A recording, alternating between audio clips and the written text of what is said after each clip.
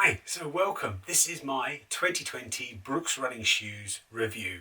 Just a sort of a recap on the shoes that I got as part of the Brooks ambassador program, the RunHappy Team.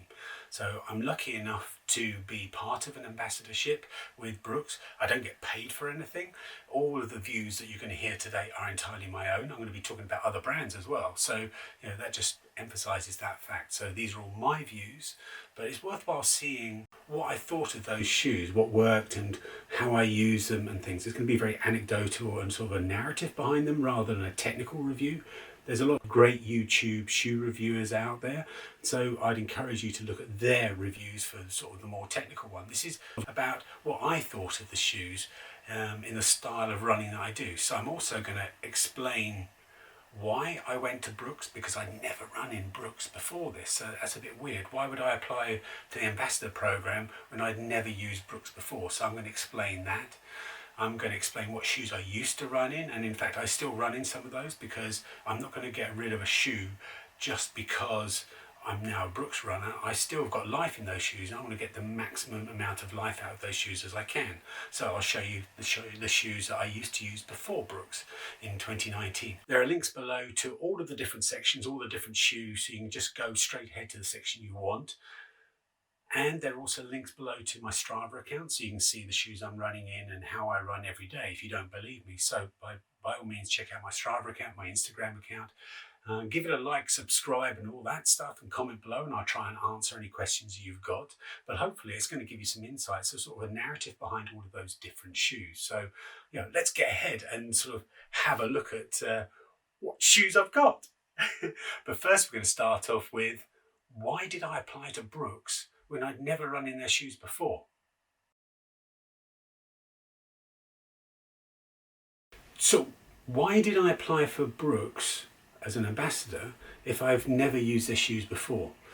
Well, the reason being is I have a very clear mission statement on my Instagram account. I'm a blogger. I want to try and refine happiness in my life. So there's a lot of elements, if you see my Instagram account, that I'm very passionate about. And I wanted a company that would align with that. So I could have gone for a brand that I know and love and have used for years. But I wanted to go for something that was a bit more aligned to my views, and there was the motto that Brooks have of Run Happy, and that really resonated with me. So the reason why I applied is because of that Run Happy motto, and since being part of the Brooks team, I can see it was the right choice. It is a real great family feeling. They want honest opinions and reviews. They really care about their products. They've done some great work during the COVID year last year in terms of giving shoes to the sort of care workers, etc. So it's a really caring company that I'm just thrilled to be part of. So that is the reason why I applied, was not because of the shoes, but because of the ethics and the motto that they had, and I thought that was a good view. But it was a leap of faith. So did I like those shoes? Well, spoiler alert, yeah, completely loved them. Some of the shoes completely surprised me, and that was one element that I wasn't expecting, because they gave shoes that they wanted to promote, not necessarily the shoes I wanted. I got to try shoes that were sort of outside of my comfort zone, but will they work for me? Well, let's have a look. What type of runner am I? Well, that's a good question. What type of runner am I? I'm a passionate runner. I'm one that loves running nearly every day. I'm 53 years old and I run nearly every day. I'm not a run streaker or anything like that, but I do run most days and just take a few days off a year. The reason being is, at the age of 53, I find that if I don't run during the day, I get stiff the next day. So I find that just a little bit of running, a little bit of a jog or a cycle or something like that just keeps me supple. So I run a lot, and I run distance-wise a lot. I run 4,000 kilometers a year, so I average per day 11 kilometers, which is over 6 miles, 7 miles. So I do a lot of running. My favourite distance is the marathon.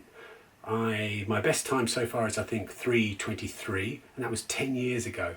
But I've made some real big changes in my life, and I think I can get to 3:15. So once COVID is conquered, I'm going to go to a marathon and try and get 3:15. So that is the sort of speed that I like to work at. And it doesn't matter if it's a 10k or a marathon, that's kind of the speed that I run at. I'm sort of comfortable running around the 4:30 per kilometre, something like that. Go any faster and I struggle. So it doesn't matter if it's a 5k or a marathon, that's the speed I run at. So I do a lot of running. I also do a lot of plogging. So I pick up litter every time I run. And you can see that on my Instagram account, links below. So on the Instagram account, I make sure that people see how much trash I pick up. And I pick up around over 100 kilos a month just from my running. So just when I go out for a run, I'll do it during a warm up or something like that. So every day I am picking up trash because every day I'm running. So that's one thing I do. I'm a very active blogger, and I believe that everyone should sort of pick up just a little bit each day. So in terms of foot strike, what am I? Well, I suppose I'm rear to mid. I'm never forefoot, but I'm not really rear. There's no braking. I don't sort of like hit the ground and sort of stop. It's there literally just to say, okay, let's get the foot down. So it goes boff, straight like that. And if you actually see, there's a very just gentle, and it's just to go straight. So as I go faster, I'm more midfoot.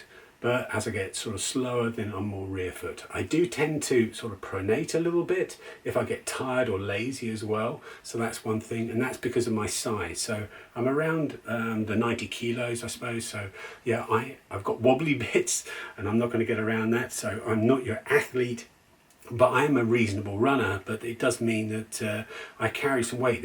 Every time there's an impact when I hit the ground, and that helps, and that makes an impact on what shoes I would choose, because I've got to protect my feet. If I'm landing every footstep in a marathon with 90 kilograms, I want to make sure that I've got a shoe that will support me. Okay, so that's the kind of runner I am, but what about the shoes I used to use before I came to Brooks? Let's go through some of the key shoes that I've used until that point. Okay, so the next question is, what shoes did I use before Brooks? What were my favourite shoes in terms of my daily running? Well, let's go through that now. I think there are three key types of shoes that I used, and that sort of give a good example of the type of running shoes that I preferred. There are your standard everyday runs. You've got your sort of faster day runs, long runs that I like to use, and you've got race day. So let's go through each of those in turn. So what was my sort of daily driver, the one that I'd get to use most of the time? Now, I'm very much an advocate of multiple shoes. I will never have a single shoe. It's not a case of they last less. It doesn't cost you more, it just means you've got many on the go at the same amount of time. I use Strava for tracking the kilometers to make sure I get the right amount of distance out of them before I think, okay, any further and I might get an injury. So I track all my shoes in terms of the distance I run in them to make sure that they get a full use, but they don't get overuse. So in terms of my daily driver, this was a real classic for me, the Adidas Ultra Boost. I love this shoe. Now, a lot of people sort of say, oh, is it really a running shoe? And for me, it very much is. I used lots of different versions of this, going from the very first one through to, this is the Ultra Boost 19. Love the shoe, love the midsole. It was the Ultra Boost that was fantastic for me. As a heavier runner, there are some midsoles out there that are nice and soft, and they're fantastic for lighter runners. If you're a heavier one, what I found was on some of those really soft ones, you'd go down so far that you'd bottom out. The compression would bottom out and it would be a sudden jolt. So it'd be, oh, nice and soft, soft, soft, soft, hard, ooh, like that as it sort of went through. This was more like an elastomer. As it compressed, it got harder to compress. So it never hit that moment where it couldn't compress anymore. And that meant that it was a fantastic comfort shoe for me, for a daily shoe.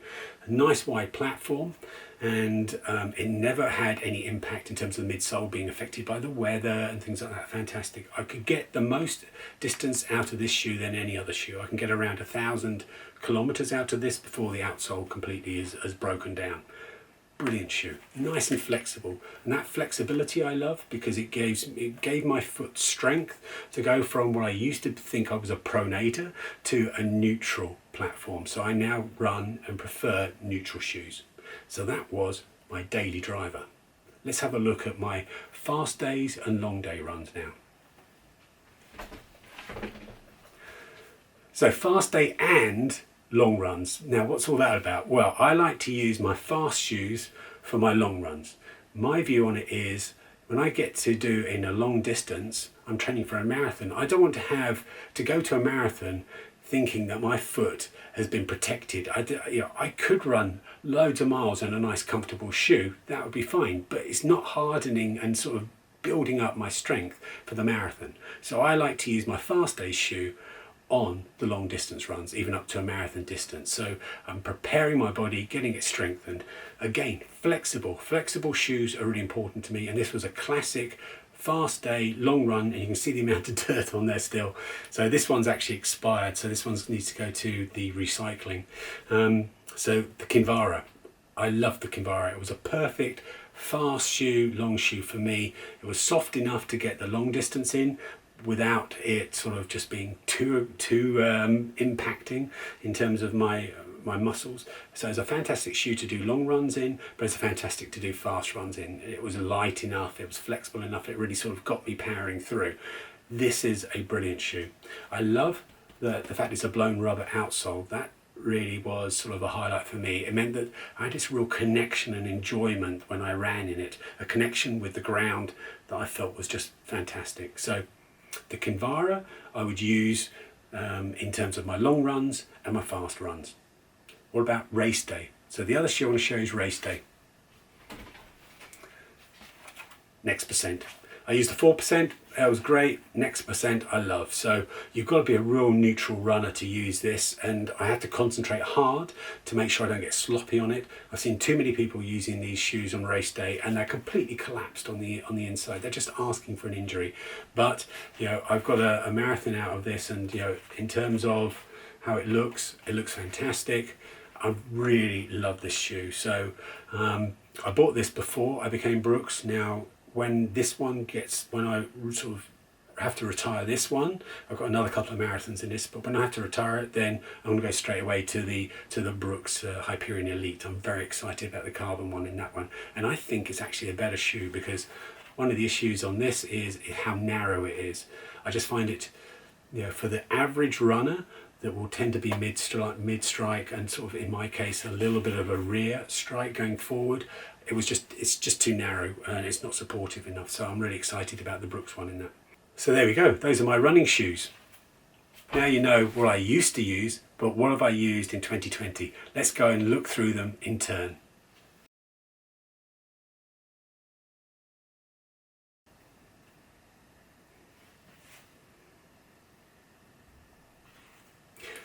The Brooks Adrenaline 20. This was the first shoe that I was given by Brooks, and I was gutted. I was like, seriously?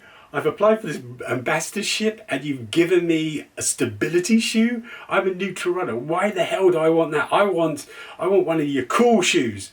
So I have to be honest, completely honest, I was a bit frustrated about that. I was like, oh, what have I done now? But then I realized something fantastic. I got to try a shoe I wouldn't normally try. I had loads of other fast day shoes. I had my Kinvaras left and things, so it wasn't a case of I had to use a shoe. I could use it when I felt it was appropriate. And then I saw the benefit of these guide rails. So it's in effect sort of like two walls that are going up on the side. So it's not sort of a dual density midsole or anything like that sort of really forces your foot to go one direction. It's just sort of some walls that mean that if you go off course a little bit, it will guide you to go a nice straightforward movement in terms of running. So it really surprised me. It was a stability shoe that I could use and enjoy. I wouldn't say I like to go up a lot of distance in it, so I think the most I went up to was around 20k in this, but anything about 12k I was comfortable in. It was a great first shoe in terms of surprising me. I got an introduction to the Brooks upper, which everyone seems to rave about, and I was like, oh yeah, nice padded tongue and everything like that. The laces have got this little give in them, which is really nice as well. Slipper-like fit. So all of those things and loads of rubber. So it's a real one that can go on for ages.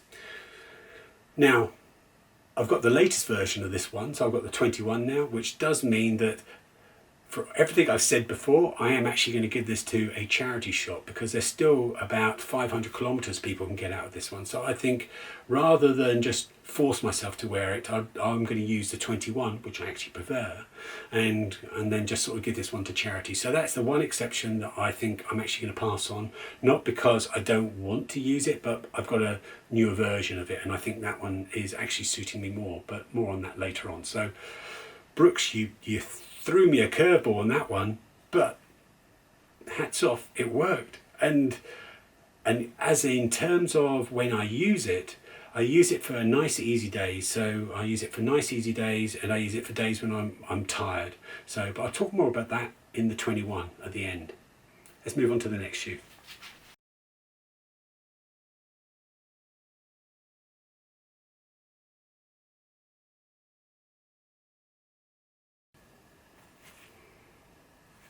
The Revel 3.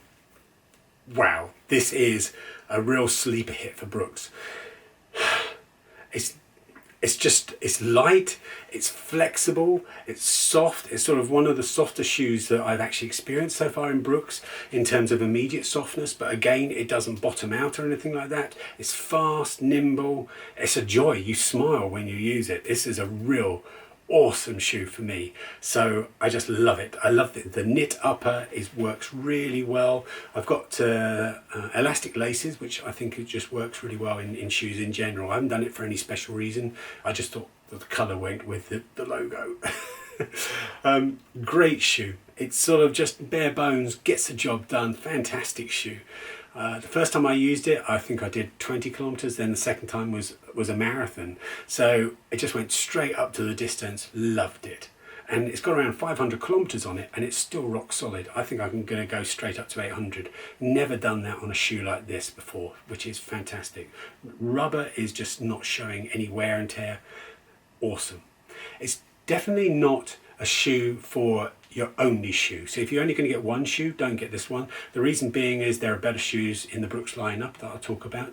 It's quite narrow. It's got a narrow, it's not restrictive racy, but it is narrower than other Brooks shoes. So it's a very different feeling shoe, but I love it.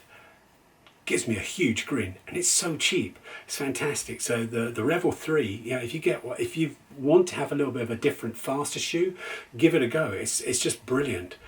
Love it. Now, in terms of the Revel 4, I've not tried it, but I'm hoping it's going to be as cool as this. Love this shoe.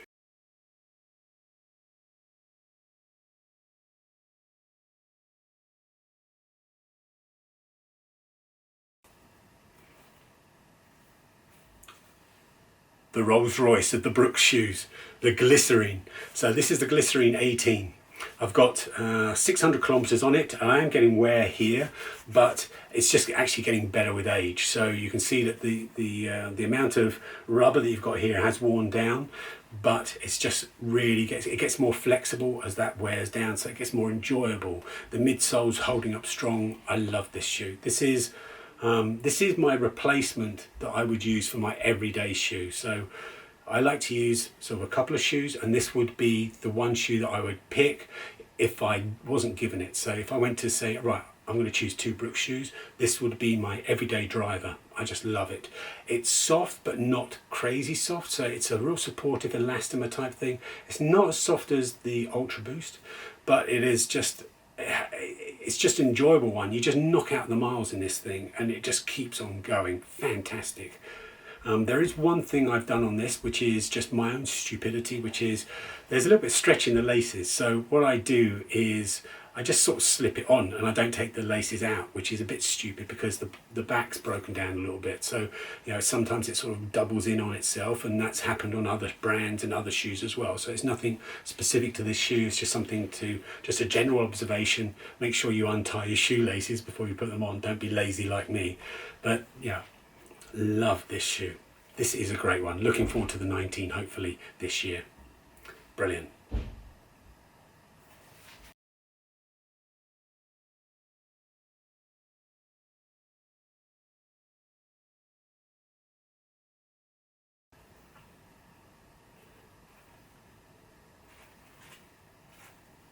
The the Goldilocks shoe.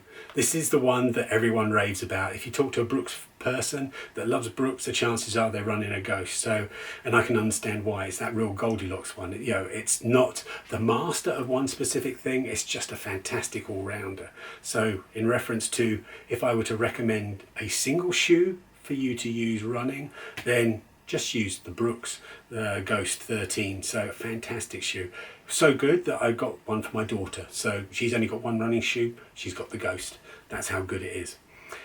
You know, it's not as soft as the Glycerin. So the Glycerin's sort of one step higher, so it's not soft, but it's faster, it's more engaging. And that was actually what's really weird. Look at the amount of rubber on there. There's a huge amount of rubber on the outsole, yet it's still an enjoyable ride. You feel connected with the ground, which I find baffling. So I've really enjoyed it.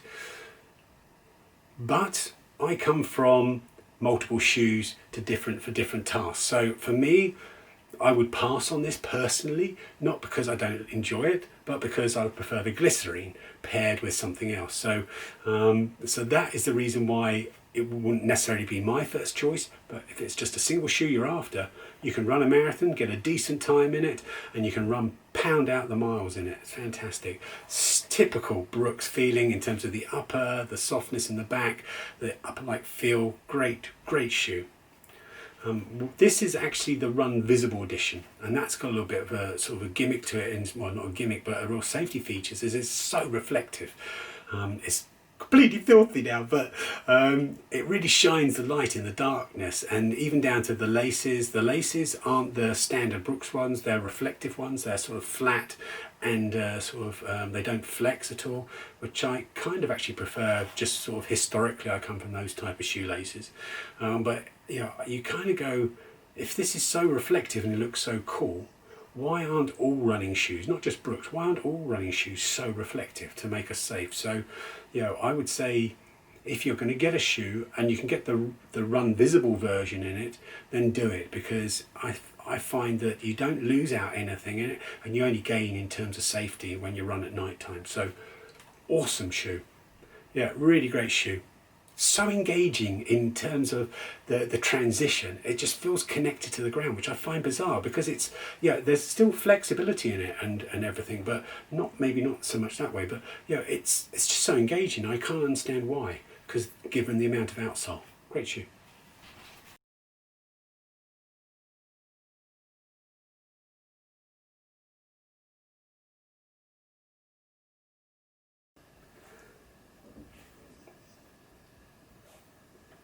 The shoe I was most scared about getting from the Brooks lineup. I knew they would give it to me. This is the Levitate 4. It's their sort of responsive fast shoe, so it's sort of one that you can sort of get some good speed out of. It's not their Hyperion Tempo. Straight off, you know, the Hyperion Tempo for me is sort of their dream shoe, but I wasn't given it last year, hopefully this year. But you know, this is in effect their sort of more responsive, faster shoe. I can understand why, but I was so scared about this because all the reviews I saw online said how hard it was. It was just too firm. I was so scared about getting this, and now I love it. I just love this shoe. It's great. I know Brooks, I think I still will prefer the Tempo, but this is a great shoe, and it just gets better and better. I can't believe it. So what do I like about it? Well, I love the narrow upper. The upper just really is a real comforting. It's not like a standard Brooks slipper. It's one that you get on. It's there to do a purpose. Get on there, lock you down, get your runs in. I just love this upper. It's almost like a booty construction. There's a little bit of a tongue, but most of it is a booty construction, and I suppose it's a bit of a knit. It's a knit, but it's a firm knit, and a thin knit. So it really serves its function. At the back, there's not much padding. It's a really flimsy heel around there, but I love that. There's enough padding there to keep me comfortable.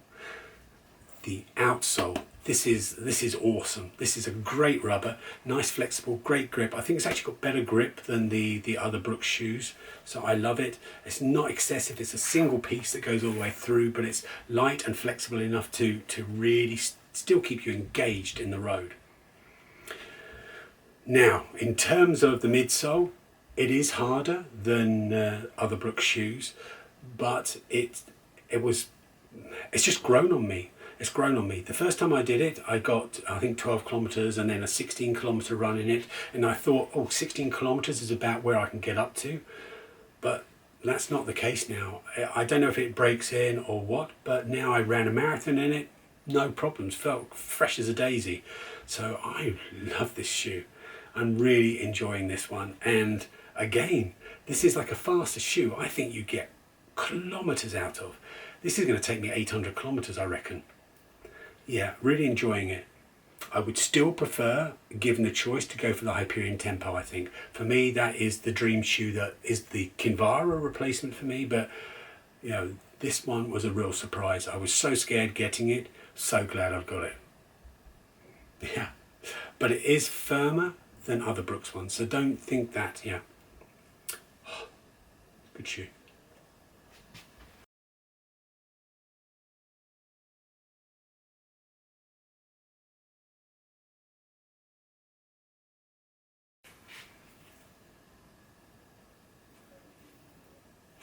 Which takes us on to the last shoe. This is the last shoe we've got, which is the Adrenaline 21. So at the start of the year I got the 20, which I was like gutted about getting but really enjoyed.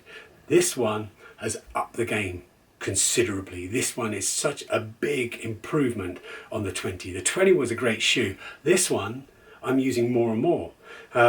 And just enjoying it and not having any issues. I've still got those guide rails, so you've still got the stability here, the wall that goes through, that sort of makes sure you don't go offline too much, but it's not invasive. It's not sort of like a different density, dual density midsole. It's a nice soft density.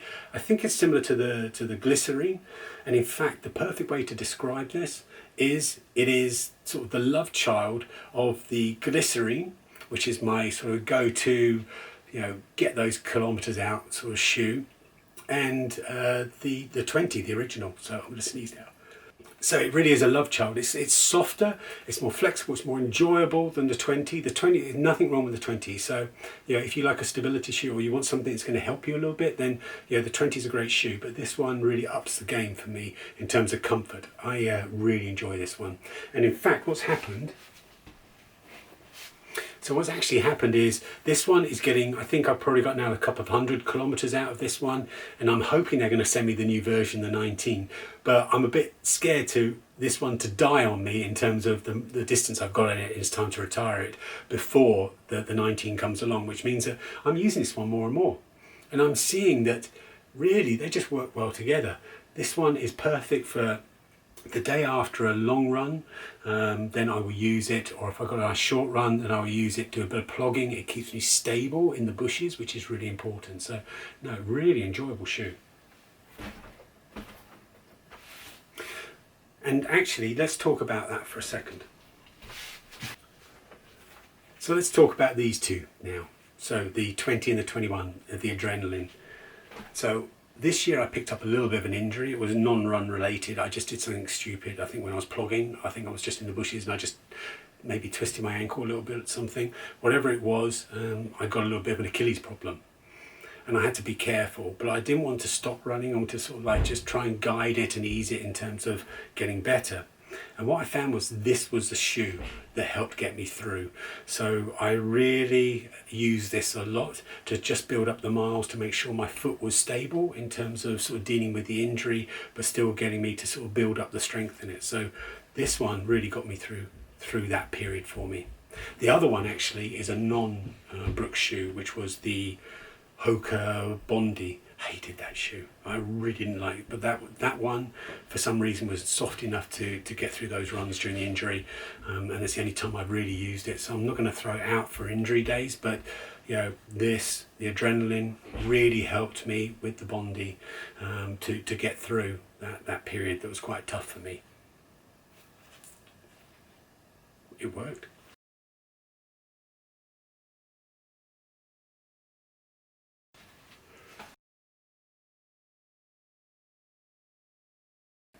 Right, so those are all the shoes that I've gone through. So, you know, what are the highlights for me? Well, I've talked about all of them in terms of what I really enjoy. Yeah, you've got the Revel 3 was a real sleeper hit for me. But if you're going to get one single shoe, then well, most important thing is to go to your local running shop and get tested. So make sure you're getting a shoe that's suitable for you. But I think a lot of people will enjoy the Ghost as a single shoe if you're only going to get one shoe. But I very much fall into the category of multiple shoes. I think they work for everyone better. As I said before, it doesn't cost you more money. It's just you've got two on the same, two that last twice as long because you use them half the time. So if you can get two shoes, and then I would go for something like the Glycerin as your daily driver, as the shoe that you use most of the time, and then a sort of a speed work long run day. And at the moment it's the Levitate. Before that it was the Revel 3 for me. So the Levitate's going great. Really enjoying that. As a partnership, these are fantastic. In terms of what I hope to get this year, so I'm very much at the whim of Brooks and what they're going to. So in terms of what shoes am I going to be testing this year? Well, I don't know. As I saw from the adrenaline when I first got it, I was like, oh really? They will send me shoes that help support their brand, which is obvious. But they don't give me shoes that won't work for me. So and that was really exciting, was seeing shoes that I wouldn't normally have picked up that do work for me. Every one of those shoes has worked for me and has got a purpose in my arsenal of shoes. So love that. But what I really hope is that I can see the new Glycerin, so I'm really wanting that one. And I also really would love to get my hands on the Hyperion Tempo. I think for me, those combination, the Hyperion Tempo and the Glycerin, are just the perfect partnership for my style of running. So I'm really hoping that. And then you've got off-road shoes. I've not had any Brooks off-road shoes. Hopefully we'll get some trail shoes this year. I loved going in the trails, and I really hope that they're going to send me the Catamount, which is in effect the Hyperion Tempo in an off-trail shoe. So I'm really excited about trying that. I think the midsole that Brooks are doing is really, with the nitrogen infused midsole, is really sort of taking it to the next level for Brooks. So really hoping to get that one. But any trail shoe, I now know I'm looking forward to any of the shoes, and looking forward to seeing where it's going to go. And hopefully I'll have just as much of a positive review in terms of 2021 when I do it in a year's time as I did this year, looking back at the 2020 shoes. Great company. Love the vision of this Run Happiness. It has really been a pure delight running in a brand that I believe in now, that I had no real clue of before, as I suppose a little bit, if I'm going to be honest, a little bit of a snobby runner. I thought Brooks, now they're not really pushing the game, but I can really see the benefits of the shoes, and they work so well for so many people. So hope that was interesting. Give it all the goodness below. So just sign up. I don't have many followers, so go on, give it a go. Subscribe, like it, and check out some of those other links. You can see exactly all the running I do on Strava. You can see all the plogging, the litter picking I do, and all the running that I do. And I show you very clearly what shoes are being used each day, so you can really see that this is a brand I believe in and fully support. As I said before, these are all my own views. I've not consulted anyone in this. I've literally just gone to the camera and just waffled on. With that, I hope you've enjoyed it. See you in the next video.